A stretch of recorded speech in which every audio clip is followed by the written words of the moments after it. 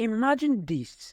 You have a skill, a unique perspective, a story to share. Now, what if I told you that the path to building your digital business empire and ultimately achieving financial freedom lies in turning your unique story or skill into a digital product? In this video, you are not only going to learn how to create and sell a digital product, you are also going to learn how to craft a unique roadmap to success. Creating and selling a digital product is one of the best ways to make a real life-changing income in today's world. But I understand the struggle numerous people face. The pain of having a brilliant idea but not knowing how to turn it into a tangible product that is marketable and that people will love to pay for it. Like I said, I understand. It's a real struggle.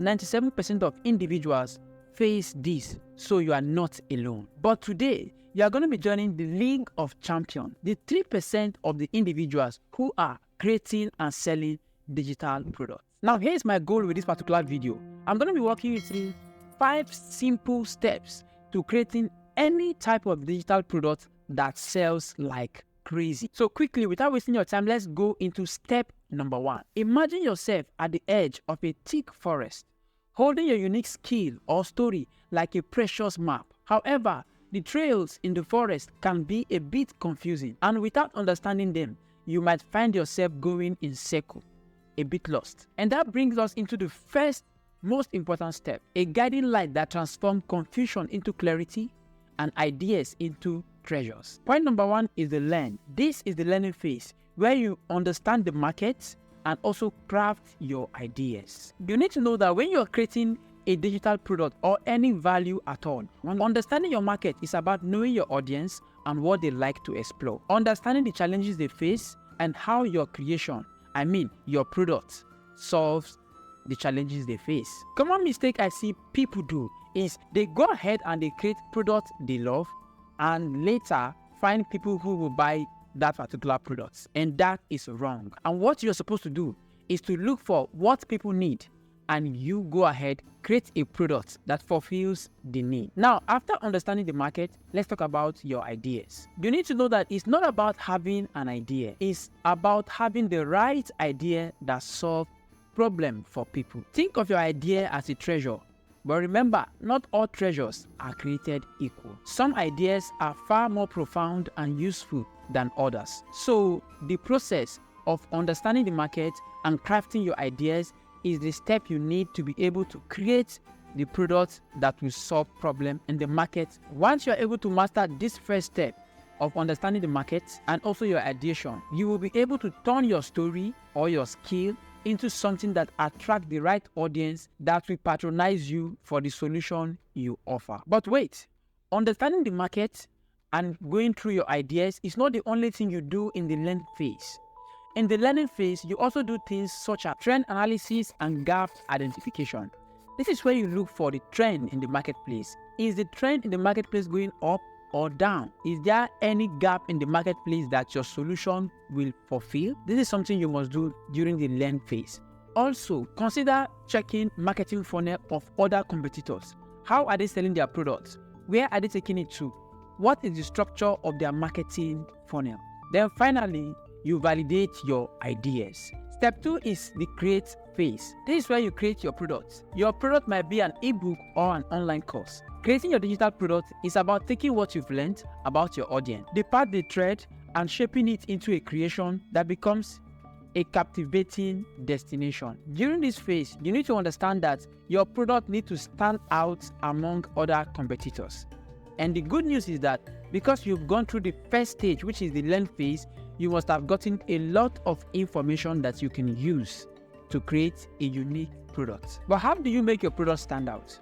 I have 3 important formulas for making a product stand out. Number 1, the core product. Number 2, or the actual product. And number 3, the augmented product. Product creation is about crafting something that resonates with your audience. I can't overemphasize how important this is. From the look and feel, ease of use, and also how it solves problems for the audience. At this stage, you don't just create the product alone. You create other things that make the product even more meaningful. Things such as value proposition and the USP of your product. You must clearly define the unique value proposition your product brings to its users and also highlight the most important features that will solve their problems. Another thing you must do during the create phase is you creating your own customer avatar. In this phase, you need to create the detailed avatar of your potential users, understanding their demography, preference, and specific challenges they want to overcome while using your product. For example, you can create a profile of your potential users, something like Alex, who is 35 years old, looking to acquire certain skill in a specific area for his career advancement. He's limited by time and he wants to get something very fast. This can be a detailed avatar profile of the people you want to meet their needs. Then, the last thing you must look into when creating your product in this create phase is pricing structure. Decide on your pricing strategy based on your market research that you have done earlier during the learn phase. Considering the perceived value of your product, you can also test different pricing models, like giving your audience choices for them to be able to patronize you based on different price range. Once you are done with this phase, clap for yourself because you are on for a treat. The next phase is one of the most important aspects of product creation. Now, phase number 3 is the launch itself. This is where you launch your product. This is where you unveil your creation to the world. Launching product is like throwing a fantastic party where you spend time planning, preparing, and creating excitement for your big launch. The launch day is your grand event where you unveil your creation, your product to the world. Now, just like in a party, when you're planning a party, you have to send people invitations. Yes, you have to decorate the whole place. You have to get people to cook, the DJ, the MC, all this stuff. Yes, you do the same thing when you launch your products. A product launch must comprise of a comprehensive launching plan.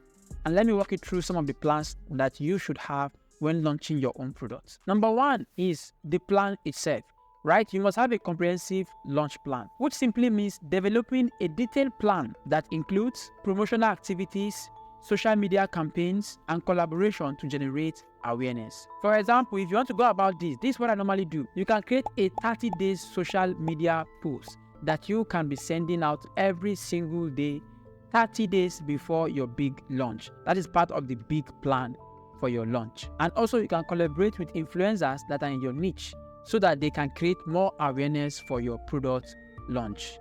Finally, you can utilize paid advertisements for you to start promoting your product on Google, Facebook, and other social media platforms. Then, still in this launch phase, the next thing you ought to do is to begin to create a buzz. Generate excitement through teaser content, behind the scenes, and glimpse of your countdowns and your product creation process. For example, you can share a snippet of your product or your ebook or even your course. Some of the outlines, some of the things that people are going to get once they have access to your products. After creating this buzz, the next thing you need to do is for you to create a fantastic sales channel, or better still, a sales and marketing funnel. Because the moment you launch your product, people want to know where they can get this product, how they can buy this same product, and how they can pay you. Your sales and marketing channel will handle all these processes for you. To go about this, you can make your product available on popular online platforms like Amazon, Gumroad, Etsy, and even on your own website. Now, despite the grand launch of your product, remember the goal of product launch is not always profit or a lot of sales. The goal of a grand launch is to get feedback and collect customer data about your product. However, if you are able to set up your product in the right format, in the right way, you should still be able to make some bank during your first product launch. Now, after your product launch, the next phase is undoubtedly the most important phase when it comes to product creation, and that is the adapt stage. This stage is what most people rarely talk about, but like I said, it's one of the most important stages when you are creating a digital product. And remember what I said about stage number 3 as the goal. I said in the launch phase, your goal is to gather customer feedback, gather their data, know how they feel about your product. But what do you do with this feedback and information? Voila. That is why the adapt stage is very important. In the adapt stage, we make use of all this feedback to refine the products, test the products, make it better, and now get it ready for a better launch. So here are the steps. The first thing you need to do is to gather feedback from the buyers. If you have buyers already from the first launch, then you gather their feedback. You want to know what they think about your product, how they feel about the product, does it answer the problem that they came for? Then the next thing you need to do is the user testing and feedback. This is typically done after your launch. For instance, if peradventure during the launch, nobody bought from the product. So all you need to do is to get 1 or 2 products to people that are close to you for them to test the product, and they will give you feedback about the product itself. If the product is something that meets the demand of the market and also meets the demand that you are fulfilling with the product. The next is adaptability and flexibility. Be open to adapting your products based on real-world usage and feedback. Incorporate new insight to enhance its overall impact. Final thing you need to do in the adapt stage is for you to measure the performance.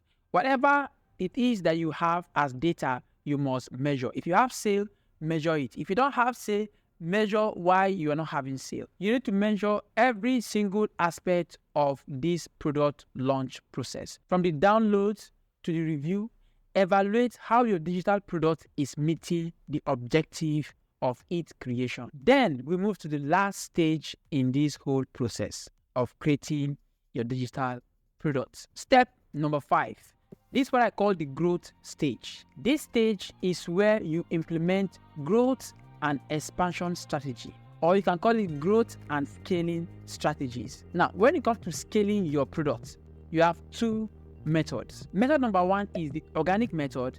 Method number 2 is the paid method. All right, guys, in the paid strategy, all you need to do is to scale your product reach through paid traffic, utilizing Google Ads, Facebook, and even influencer marketing. Meanwhile, if you choose to go through the organic route, then it will involve you creating strategic content that you can be putting on all social media platforms, or at least one social media platform that you know you can be consistent. In the organic method, you have certain structure that you need to use when it comes to putting your promotion content. So when you're doing something like video content, you focus mainly on YouTube. If you are going by text, go on X, formerly known as Twitter. If you are combining text, video, and picture, I will recommend Facebook, Instagram, and LinkedIn. But what if you want to go through the short form route? Then you have the 3 kings of the short form platforms: TikTok, YouTube Shorts, and Instagram Reel. But while you're doing this organic content, you also need to follow other methods and strategies, like scaling your marketing effort using ad budget, funnel optimization, and incorporating new sales funnel. All right, if you're able to nail these 5 steps from the learning stage, creation stage, launch stage, adapt stage, and growing stage, then you should not have anything to worry about making $10,000 per month selling your digital product. Even though this is a comprehensive guide on how to create and sell digital products from scratch to finish, you will notice all through this video, I didn't mention platforms and tools that you need for creation of this particular. That's because I don't want this video to be too long. So I decided to make this first video the major strategies and what you need to do in order for you to create your digital products. As a result of that, I decided to create a second video, which is a part 2 of this video, where I will walk you through all the tools that you need from creation stage to the growth stage. Every tools, all the platforms, everything you need to create these products and to sell them, up to the tune of making $10,000 per month creating and selling your own digital products. I'm sure by the time you're watching this video, part 2 of this video should have been uploaded. So just click the link here, watch it, and learn how to make $10,000 per month with these tools. See you in the next video. Bye-bye.